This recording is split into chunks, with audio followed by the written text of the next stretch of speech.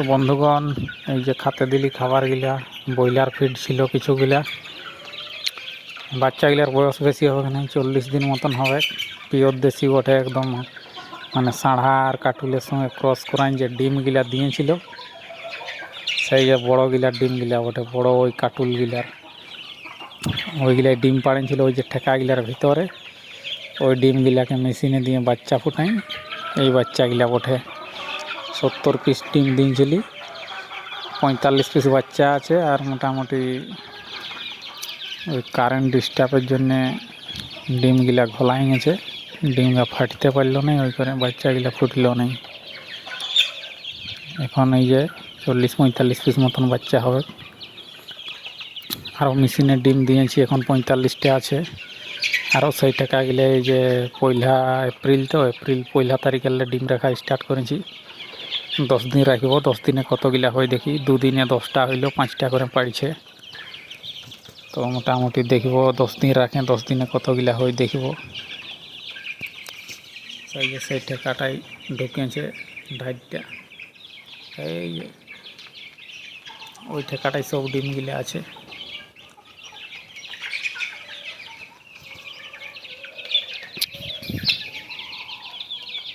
তো ব্রয়লারের pre starter ফিডটা কিনে আনেছিলি, বাচ্চার সময় এদেরকে খাওয়াইছিলি আর কি।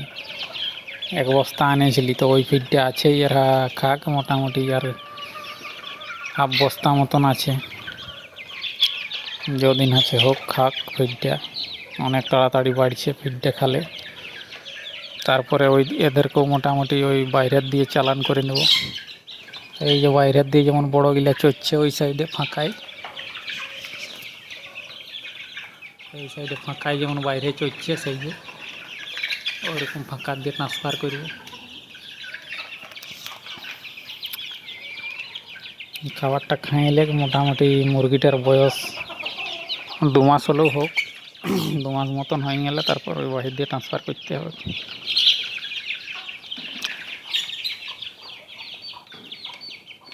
আয় আয় আয় আয় আয়।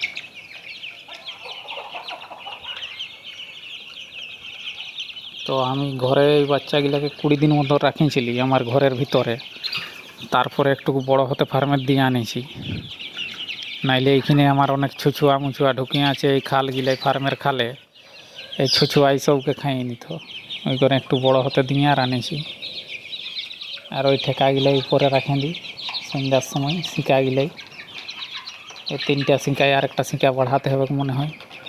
এখন এরা বড় হয়ে গেছে, আর ধরাতে খুঁজে নেই, দমে গিজিপিটি হয়।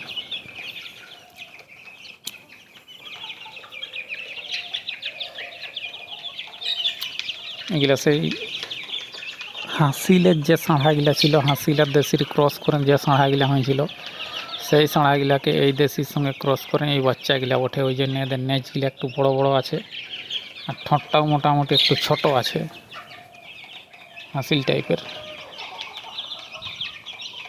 ছোট বলতে মানে বেশি বড় নাই, অন্য খোকড়ার দেশিগুলা যেমন সে বঘের মতন লম্বা হয়, ওইরকম নাই আর কি, একটু হালকা ছোট ঠোঁট। তো এইগুলা মোটামুটি দেখি কতদিন রাখতে পারি, নাইলে 1 কিলো ওজন হলে বিক্রি করতে হবে তখন পরে। তো ঠিক আছে বন্ধুগণ, ভিডিও আর বড় করছি নাই, সঙ্গে থাকো, চ্যানেলটা সাবস্ক্রাইব করে রাখো। আরও মোটামুটি নিত্য নতুন খবর সংবাদ জানতে কমেন্ট করো।